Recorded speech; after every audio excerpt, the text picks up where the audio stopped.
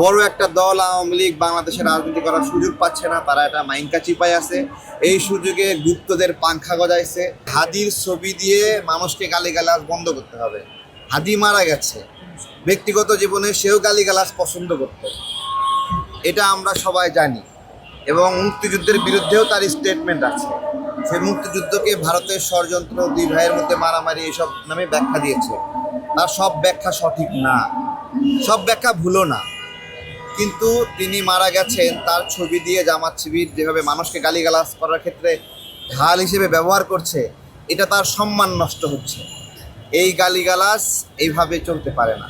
অন্তর্বর্তীকালীন সরকারের ব্যর্থতা, আমাদের শিক্ষকদের উপরে বড় বড় মব হয়েছে। বিভিন্ন কলেজ, বিশ্ববিদ্যালয়, হাই স্কুল, প্রাইমারি স্কুলের শিক্ষকদেরকে তারা মব সৃষ্টি করে তাদেরকে পদত্যাগ করেছে। সাদা কাগজে লিখে নিচ্ছে আমি পদত্যাগ করলাম, কোনো কারণ নাই, ব্যাখ্যা নাই। এভাবে ৩,০০০-এর উপরে শিক্ষক হেনস্থার শিকার হয়েছে। সেখানে ৬ জন শিক্ষক হার্ট অ্যাটাক করেছে, ৪ জনের মতো মনে হয় মারাও গেছে। এরকম অত্যাচার শিক্ষকদের উপর হয়েছে। এই মবগুলো শিক্ষা প্রতিষ্ঠানে জামাত শিবির দখল নেওয়ার জন্য এই কাজগুলো করেছে। আপনারা জিজ্ঞাসা করছেন মব কারা করেছে। মব বেশিরভাগই এই যে সমন্বয়কদের তৈরি করা একটা কালচার, তারা এই মব করে করে অর্থ ইনকাম করছে। এটা সুক্রিয়া যে সালাউদ্দিন ভাই তিনি স্বরাষ্ট্রমন্ত্রী হিসেবে আছেন। এখনও অনেক দুর্ঘটনা ঘটছে, কিন্তু একটা পরিবারের সম্পদ নিয়ে দ্বন্দ্ব তো আর সরকার নিয়ন্ত্রণ করতে পারে না। সেই রকম দুর্ঘটনা অনেক ঘটছে, ব্যক্তিগত শত্রুতা থেকে মারামারি, হানাহানি হচ্ছে। কিন্তু সামগ্রিকভাবে মব সৃষ্টিকারী গোষ্ঠীর যে একটা উত্তেজনা ছিল, কথায় কথায় যমুনা ঘেরাও, ওইটা কিন্তু আর সাহস করতেছে না কেউ। ঠিক আছে, এই প্রেস ক্লাবের দ্বারাই এখান থেকে 3 পা আগে সামনে যাওয়ারও সাহস নাই, তাই না? এরকম না বিষয়টা? তো এই জন্য সালাউদ্দিন ভাইকে ধন্যবাদ যে উনি ওনার শক্ত হাতে, আসলে স্বরাষ্ট্র মন্ত্রণালয় একটা শক্ত মানুষ ডিজার্ভ করতেছিল। এরকম যায় যায় আলুর দাম, মুরগির দাম জিজ্ঞাসা করা তো স্বরাষ্ট্র মন্ত্রণালয়ের কাজ না।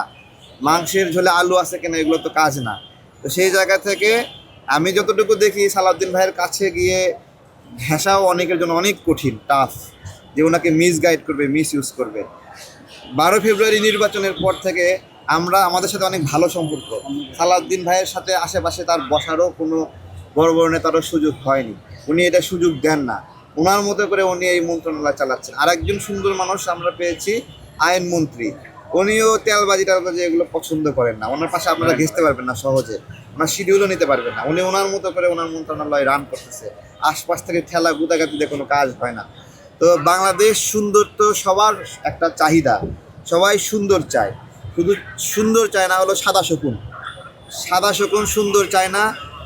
বর গেছে তার বউ আনতে, বউরে নিয়ে আসছে, সেটাকে সে চোখে স্যাপ দিয়ে কান্নাকাটি করছে। তো এরা দেশের ভালো চায় না, বুঝছেন? গুজব ছড়ায়, মিথ্যা ছড়ায়, দেশে অশান্তি সৃষ্টি করতে চায়। তেলের সমস্যা এরকম হতোই না যদি পিনাকি ভট্টাচার্যরা গুজব না ছড়াতো। আপনাদের তাই মনে হয় না যে এটা পুরোপুরি একটা প্যানিকড, মানুষকে প্যানিকগ্রস্ত করা হয়েছে? কে করেছে?